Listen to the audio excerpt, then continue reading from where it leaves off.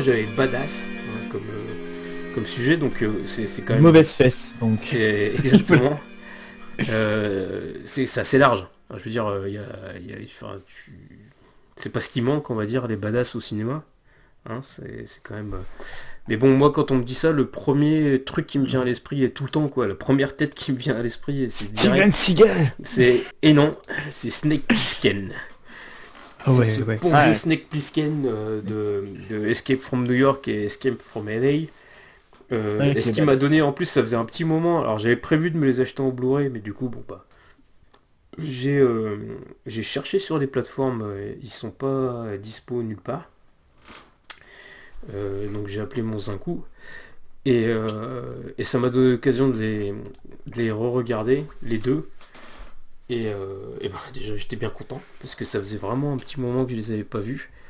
Alors bon, pour ceux qui savent pas, Escape from New York ou New York 1997 en France, c'est un film réalisé par John Carpenter. Le Snake Plissken en question, c'est Kurt Russell. Alors le premier, donc il y en a les deux, mais en l'occurrence le premier, alors pour moi c'est le roi des badass, hein, je le redis, et Ah oui, ça s'est reconfirmé quand j'ai revu les films. Euh, le premier, c'est un des premiers films, hein, de Carpenter. En fait, il sort plus ou moins du succès de Halloween, euh, qui a plutôt bien marché. Et donc, il avait ce projet-là déjà qu'il avait écrit depuis un petit moment, mais qu'il avait proposé, qui n'avait pas été rendu par les studios parce que jugé un peu trop dark et peut-être un peu trop aussi, on va dire, underground et un peu politiquement trop incorrect. Et donc, il a tourné entre-temps avec... il a rencontré Kurt Russell, en fait, sur le tournage d'un téléfilm sur Elvis, enfin, qui s'appelle Elvis, un petit peu avant. Et donc voilà, enfin, ils se sont bien entendus et tout s'est bien passé. Et j'ai lu une petite anecdote là, en faisant un peu mes recherches, qui est quand même assez intéressante, c'est que il avait mis ça de côté, du coup, Carpenter. Il tourne donc deux trois trucs comme ça en attendant, dont le truc de Elvis et Kurt Russell. Et cette année-là, quand il va faire sa promo pour ce téléfilm là en Australie, Russell, il y a un mec qui vient le voir un moment avec une moustache et tout, qui lui raconte je sais pas trop quoi et tout, mais qui lui dit ouais, j'ai un film à vous montrer et tout, ça va vous plaire et tout, machin. Donc l'autre il est là, ouais, il fait chier un peu, mais bon, il va quand même chez lui et tout. Le mec fout la VHS dans le magnétoscope. Et là, il voit le nom du gars apparaître à l'écran. Il se dit, ah tiens, mais c'est lui qui a réalisé ce machin. Et donc, bah, je suis baisé, il va falloir que je regarde le film chez lui. Il fait yesh. Et il se trouve qu'en fait, c'était Mad Max et qu'il était chez George Miller. Et du coup, en fait, donc il voit ce film et il se dit, wow, c'est quoi ce truc de ouf. Et en revenant, il va voir Carpenter et lui dit, ouais, j'ai vu ce machin et tout, faut qu'on fasse un truc. Enfin, faut qu'on fasse un truc comme ça. Et c'est là que Carpenter lui dit, putain, ça tombe bien, j'ai ce truc qui traîne depuis quelques temps. Il lui sort le script de New York 97. Et ça a un peu lancé ou refait ressortir à Carpenter, d'après ce que j'en ai lu, le scénario de ses tiroirs, quoi.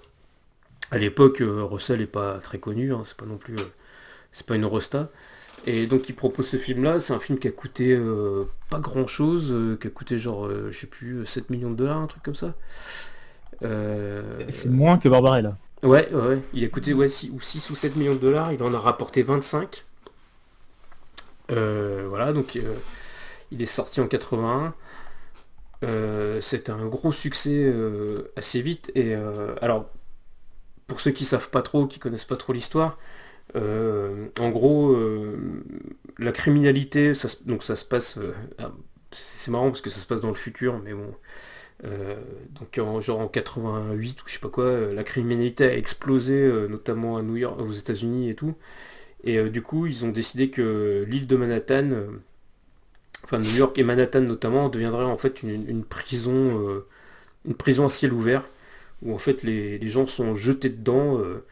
Et puis ils sont en autogestion, enfin ils se démerdent quoi, et que c'est donc entouré par des keufs autour, mais voilà, c'est une énorme prison à ciel ouvert. c'est un camp de déportation en fait. Et, euh, et en fait, le truc qui se passe, c'est que l'avion du président des États-Unis euh, s'écrase en fait, enfin ouais, c'est ça, s'écrase en fait au-dessus de New York. Et donc le président se trouve éjecté dans une capsule et se retrouve finalement au milieu de cette prison à ciel ouvert.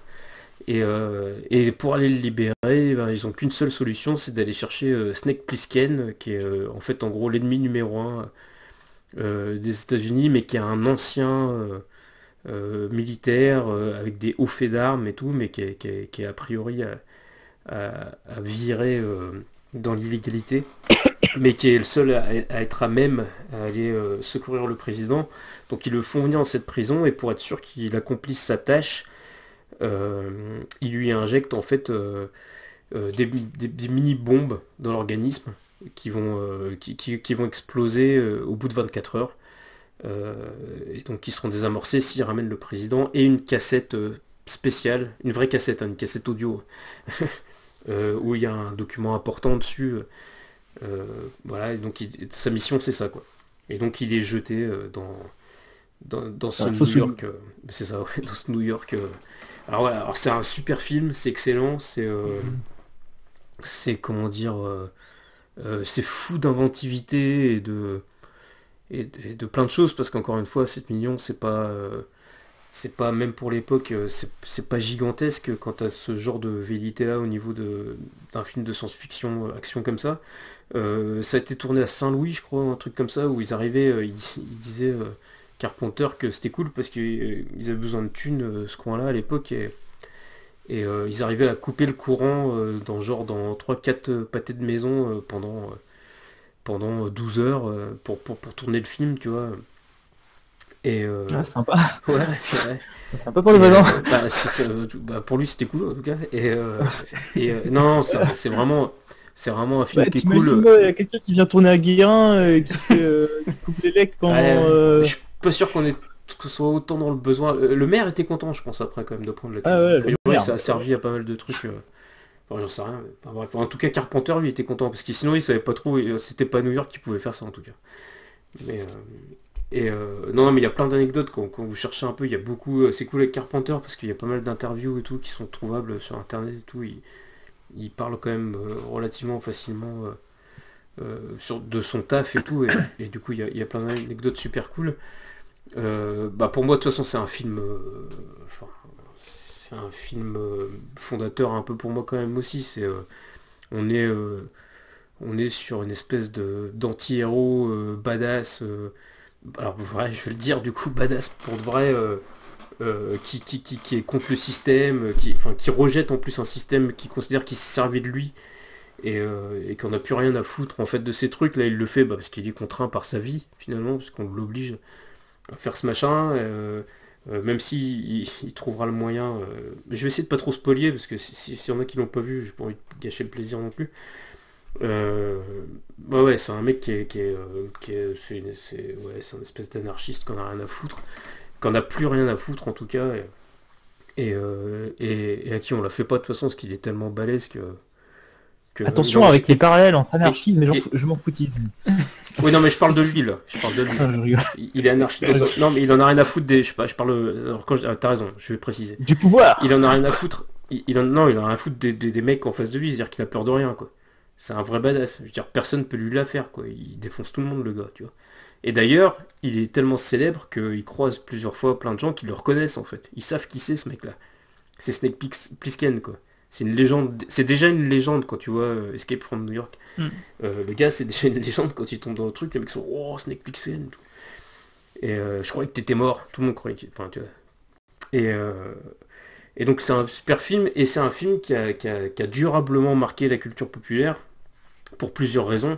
Alors déjà, un truc qui est trop cool, c'est qu'il y a Lee Van Cleef dedans, qui joue Mhm. donc Seth Tenza, hein, de La Bonne, la Brute et le Truand, hein, qui joue le gardien de prison, le chef de la prison. Voilà, puis c'est le cool de voir là-dedans. C'est quand même aussi le personnage, si vous le saviez pas, qui a comment, qui a inspiré Solid Snake. de Metal Gear Solid, Vous allez dire, ouais. du nom jusqu'au bandeau. Et c'est aussi, pour l'anecdote, le surnom que s'est donné lui-même B2OBA, le Duc, qui est le Duc, ouais, qui est ici incarné par Isaac Hayes. Excusez-moi du peu, mais enfin bon, je préfère l'original. Voilà. Et donc, non, non, T'es mais t'es en train de créer un clash, hein, on va avoir un problème avec Booba. Mais bon. avec Booba, ouais, enfin Booba il va pas clasher Isaac Hayes non plus quand même. Enfin, j'espère pas. Non, c'est compliqué. Ouais, donc non, mais c'est un film vraiment important à tous les points de vue, parce qu'en plus c'est un truc qui sort. Bah, de toute façon, voilà, on est là après Mad Max et tout, dans cette période-là, et où Carpenter montre vraiment comment il arrive, enfin, à raconter une histoire, quoi. C'est ça qui est ouf, et à créer des personnages iconiques, quoi. Et il est parti pendant avec Kurt Russell, avec je crois que c'est Debra Hill au scénario et tout. Oui, c'était ouais. Et c'est super cool, vraiment, c'est vraiment très très bien. Et Et c'est le donc dernier gros succès de Carpenter d'ailleurs au passage, c'est son dernier grand succès. Il en, son il en vrai, aura c'est d'autres derrière. son enfin non, parce que même The Thing n'avait pas eu autant de succès. Je crois que c'est son vrai Ah non, succès. c'est son vrai succès. C'est son vrai Si, succès en fait. Je il y crois. a Halloween qui a eu Bah, un très Halloween, gros succès qui est quand Halloween, même bien sûr. de. Mais Ouais. à part Halloween, ouais, c'est ça. Non, c'est son vrai gros. Oui, parce qu'il a coûté, ouais, c'est ce que je disais, ouais, il a coûté 6-7 millions et on a fait 25 de Ouais. recettes, ce qui est balèze hein, en 81 pour l'époque, parce qu'il y avait quand même beaucoup de trucs autour. Et donc, 15 ans plus tard, 15 ou 16 ans après, euh, ils voulaient le faire plus tôt, mais ça s'est pas fait. Ils font donc Escape from LA. Donc, Escape from LA, c'est plus ou moins le même concept, sauf que la petite différence, c'est que un espèce de pasteur américain qui ressemble un peu d'ailleurs au mec qu'on a vu récemment, je sais pas si vous avez vu ça, qui chassait le Covid comme ça aux États-Unis en faisant chut, chut, Covid. Bah, il a un peu la même tête en plus, l'acteur, je sais plus comment il s'appelle. Prévoit que de toute façon, vu que les États-Unis sont dans l'engeance et font n'importe quoi, Ah, c'est vrai qu'il y a que Steve ça Buscemi. fume, ouais, que ça mange de la viande, que ça baise hors mariage et tout machin, il va se passer un truc grave. Et en fait, il y a le Big One qui arrive à Los Angeles, donc un énorme tremblement de terre qui fait Super scène de surf. que l'île d'Hollywood et tout, ouais, que l'île d'Hollywood et tout se retrouve, bah, ça devient une île en fait. Enfin, toute cette partie là de Beverly Hills, c'est tout. Ça devient une île, et un peu comme dans New York 97, mais là, Los Angeles 2013, en fait, ils envoient, alors là, c'est même pas qu'ils envoient les délinquants ou les tueurs tout là-dessus, non, ils envoient les gens qui ne respectent pas Le confinement. la nouvelle charia américaine, tu vois. C'est-à-dire que, donc c'est les putes, les homos, les gens qui ont eu des La relations prohibition. conjugales, enfin tout ce genre de tout ce qui est considéré En marge de la comme en norme. marge, ouais c'est ça. Et là ce qui se passe c'est que la fille du président cette fois-ci, c'est elle-même dans Air Force One qui vole une mallette très précieuse, qui en gros on va dire un peu comme vous savez la mallette du bouton nucléaire, à son père, et qui devient une rebelle parce qu'elle a été qui dit voilà, mon père fait n'importe quoi et tout, et qui rejoint en fait un espèce de Che Guevara de pacotille, je sais plus comment il s'appelle d'ailleurs, qui veut en fait avec notamment les pays d'Amérique latine et certains pays d'Afrique, envahir l'Amérique du Nord pour faire une révolution. Donc voilà. Et donc, eh ben, encore une fois, pour aller chercher, non pas la fille, parce que dès le début, le président dit, ma fille, de toute façon, c'est une traite, vous pouvez la buter, mais je veux récupérer ma mallette. Ils envoient Snake Plissken, hein, le vieux Snake qui reprend du service. Voilà. Alors celui-là, c'est cool parce que, enfin, je l'avais vu au cinéma à l'époque, celui-là, et, euh, et je l'avais bien aimé, mais je sais que ça a été un gros échec au box-office. Alors que Kurt Russell c'est devenu une rosta entre temps, hein, de ouf. Hein. Il y a eu Stargate avant, il y a eu, enfin, c'était vraiment une grosse star. D'ailleurs, il y a eu ses gros budgets, c'est je crois 50 millions de dollars, un truc comme ça. Enfin, sachant que Russell et Debra Hill, je crois, ils ont pris pas mal. il y a pas moins de la moitié qui est partie dans leur poche. Mais donc c'était un gros, pour Carpenter, c'est un gigantesque budget. C'est un gros bid parce que c'était 50 millions de dollars, il a dû faire, je sais plus, peut-être 20 de recettes ou un truc comme ça. Mais bon. Et moi je l'avais déjà apprécié à l'époque, même si, et là en le revoyant en plus sur une télé HD et tout machin, les effets spéciaux sont dégueulasses. Mais c'était déjà le cas à l'époque. Mais quand je dis dégueulasse, c'est dégueulasse. Hein. Même dès le début du film, en fait, tu vois 2 hélicoptères qui passent comme ça, qui sont faits pas de problème, qui sont en images de synthèse. Et pour le coup, on dirait vraiment qu'ils ont collé des images de Metal Gear Solid 1 PlayStation dans le film. Tu vois. C'est très très moche. Hein. Et j'ai su pourquoi, parce que je me suis renseigné un petit peu. Et le truc, c'est que... Ah oui, parce que je l'ai pas dit. Les effets spéciaux du premier film sont assez cool, et notamment marquaient les débuts d'un petit gars qui allait faire sa petite carrière après derrière, qui s'appelle James Cameron. Mm. Et pour le deuxième, donc plusieurs années après, Carpenter a retourné voir notamment Cameron.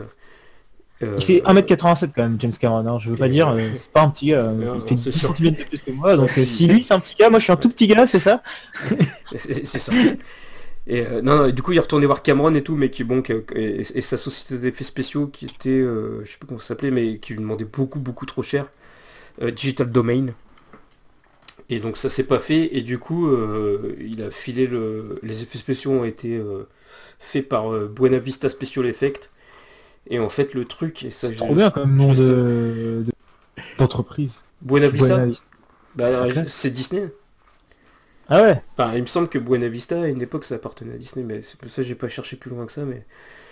Mais en fait le truc c'est que le problème c'est que la boîte a fait, enfin cette boîte là en tout cas, elle a fait plus ou moins faillite au moment du tournage de ce truc et tout, et qu'ils ont refilé des SFX qui sont tout pétés et qui sont pas finis quoi. Ouais, mais après ça lui donne un petit côté bis italien, moi que j'aime bien. Voilà. Alors du coup ça se voit. Et à l'époque, ça faisait mal au cul quand même. Quand tu voyais ça au cinéma, tu te disais, wow, c'est violent quand même, comment c'est mal fait. Les sièges étaient moins confortables à l'époque aussi. En plus, non, mais le truc, il sort en 96, tu sais, t'avais déjà des choses un peu quand même. T'as vu Terminator 2 et tout. Ouais. Et puis t'as Jurassic Park quand même quelques années plus tôt aussi. Non, mais c'est ça, c'est que plus tu fais des effets simples et basiques, pas numériques. Bah ouais, mais Carpenter aussi, je pense qu'il avait un jouet et puis il aime bien ça, tu vois, donc il s'était dit je vais le faire et tout, de ouf et tout. Bon, il s'est un peu fait niquer sur ce coup-là. Mais sorti de ça, parce que du coup, comme tu dis Romain, ça donne aussi un aspect un peu marrant au film. Enfin, ça lui donne un petit cachet un peu bis. Ouais, exactement. Et ça reste un film que du coup moi j'aime bien, que j'apprécie parce que il y a des têtes qu'on voit passer dedans que j'aime bien. Il y a Valeria Golino qui est comment elle s'appelle, qui est dans Hot Shot, qui est la meuf dans Hot Shot dont j'ai oublié le nom, qui est cool. Il y a oui, tu le disais tout à l'heure, il y a Bellucci qui est dedans. Il y a Buscemi, pardon. Parce que Monica Bellucci... non, il y a Buscemi qui est dedans, pardon. Il y a Pam Grier qui joue un trans qui est trop cool, qui est un ancien, un mec qui a bossé avec Plisken avant. Enfin voilà. Il y a plein de petites références un peu à droite à gauche. Il y a Bruce Campbell qui joue le chirurgien esthétique de Beverly Hills, où il y a que des frics en fait, où c'est que des gens qui se sont fait massacrer par la chirurgie esthétique, et du coup ils sont obligés ils enlèvent des gens pour récupérer la chair, enfin c'est tout un délire autour de Beverly Hills qui fait trop planer. D'ailleurs ils se font enlever par on dirait des Jawa dans Star Wars un peu, tu sais, avec leur truc, avec leur tunique et tout, et ils enlèvent les gens. Je pense que c'est fait exprès. Il y a plein de clins d'œil comme ça qui gratignent Hollywood, tu vois les Universal Studios sous la flotte et tout, qui ont été rasés par le raz-de-marée. En fait, le film se termine plus ou moins à Disneyland. Et justement, Buscemi, quand ils arrivent, il dit ouais, ce truc-là, ils ont vu trop gros et tout. D'ailleurs, le truc qu'ils ont fait à Paris, ça les a plombés. Voilà, tu vois. Donc on parle d'un film qui était juste qu'avant que Euro Disney venait juste d'ouvrir. Enfin, donc c'est truculent parce qu'il y a plein. Enfin, il y va à fond dans la gueule quand même d'Hollywood et du cinéma américain. Alors, il y en a plein qui disent que le film est moins réussi. Moi, je sais que Carpenter, dans les interviews que j'ai lues, il l'aime bien ce film-là. Je sais que forcément, quand t'as fait un truc un peu un culte classique comme celui d'avant, il y a forcément un peu de rejet des fois. Parce que c'est à la fois un remake, reboot, mais enfin, ça continue aussi quand même ce truc de... Parce qu'en plus, il y a tout un lore autour de Plisken, parce que dans le film, ils arrêtent pas de te parler de trucs qui sont passés à Cleveland avant, mais en fait, on ne sait pas, parce que le film qui parle de ça n'a jamais existé. Donc il y a vraiment un univers qui se passe autour de ce personnage-là. Je pense que c'est un personnage qui a vachement inspiré aussi Riddick pour Vin Diesel et T.O.I. Enfin, il y a vraiment des aspects de ce perso-là. Enfin, de toute façon, tu le retrouves dans pas mal de persos. Il y a peut-être ça a peut-être un petit peu inspiré Matrix parce qu'au début de Escape from LA, il lui file un gros impair en cuir et on en revient avec ses gros flingues et tout. Il y a un côté un peu néo aussi. Et puis à la fin de celui de LA est quand même que je vous raconterai pas ici, mais quand même un gros fuck quoi, à la tronche de pas mal de trucs qui est quand même assez mémorable quoi, et qui est vraiment que le film vaut le coup, ne serait-ce que pour aller jusqu'au bout de ce truc et voir la fin du film qui est un truc que tu verras, enfin, ou que tu vois très rarement ou quasiment plus dans aucun blockbuster américain quoi. C'est pas possible quoi. Voilà. Non, mais c'est fait comme un gros doigt d'honneur en fait. Le film est un gros doigt d'honneur, mais Ah, c'est mais ça qui ça. est cool quoi. C'est aussi il y a toute Carrément. l'industrie qui l'a aussi méprisé Carpenter depuis des années, depuis The Thing. Je pense que c'est vraiment l'exutoire final de Carpenter quoi. Un peu ouais, et puis aussi c'est un peu symptomatique d'une époque où je pense que c'est peut-être un des Oui. derniers d'ailleurs où les mecs c'était les États-Unis où à l'époque tu pouvais l'ennemi c'était l'Amérique quoi. Souvent tu Oui, vois. oui. Tu sais comme dans Rambo et tout, tu sais, c'était t'avais encore ce truc où ce qui a quand même basculé totalement après 2001 quoi. Où, Oui, non, mais tout à fait, oui. ouais, c'est vrai, hein, il y a beaucoup et là il est vraiment symptomatique de ce truc là où il décrit une société euh, ouais, qui est à peine parodique hein, finalement quand tu vois un peu ce qu'on peut voir aujourd'hui quoi. Donc voilà, ouais, Snake Plissken pour moi roi des badass. Enfin, franchement, puis parce qu'il y a il y a des passages qui sont ouf quoi. Dans, dans Escape from LA, à un moment, un des jeux qu'ils ont, c'est qu'il faut que le mec il marque des paniers de basket. Il y a un timing quoi. C'est-à-dire qu'il faut qu'il traverse le terrain de basket et qu'il marque un panier. Il a 10 secondes à chaque fois. Il faut qu'il en marque 10. Et s'il rate, il se fait buter quoi. Et puis je vous le donne en ville, bien sûr, personne n'a jamais réussi, mais Snake Plissken, relax. Le mec, il te fait des airballs comme ça, attention. C'est trop bien, c'est excellent quoi. Et, ouais. Et la zik de, enfin notamment encore une fois les thèmes de Carpenter, les génériques des deux sont excellents et mémorables quoi. Voilà, je vous conseille si vous les avez jamais vus ou si ça fait longtemps que vous ne les avez pas vus, ou si peut-être que vous n'avez pas apprécié, je sais pas, notamment le deuxième. Je pense que ça vaut le coup de les re-regarder parce que Carpenter reste un auteur intéressant. Encore une fois, voilà, c'est un mec qui met tout dans ses films, quoi. Et, aussi mal fait que ça peut être par moments visuellement, c'est rattrapé par la lumière, par le cadre, par la réal, par les persos qui sont hyper bien écrits. Enfin, ouais, c'est un bon petit délire, quoi. Faut aller se faire du Carpenter et du Snake Plissken. Voilà. Très très beau conseil, très bonne chronique. J'adore. Ouais, badass. Là, en termes de badass, on peut faire il y a difficile de faire mieux. Hein. Ouais, je suis dit plein de choses, mais non, c'est Snake Plissken, quoi. Parce que c'est vrai que Matt, tu parles tout à l'heure de Steven Seagal. C'est vrai, Steven Seagal. Oui, mais j'y ai pensé aussi, bien sûr. Mais après, tu vois. Après, oui, c'est vrai. Ils viennent après, les mecs, tu vois. La tête que j'ai vue en premier, dans mon esprit, c'était le ruban avec sa tronche de Snake Plissken.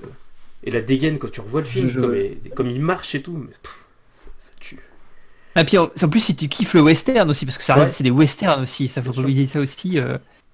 Même les gens qui aiment pas trop la SF, ils peuvent passer par le Wild West. Je l'ai pas dit, mais d'ailleurs, Matt, ce qui devrait t'intéresser un petit peu, c'est que il a écrit son personnage, notamment de Snake Plissken, en s'inspirant en grande partie de l'inspecteur Harry.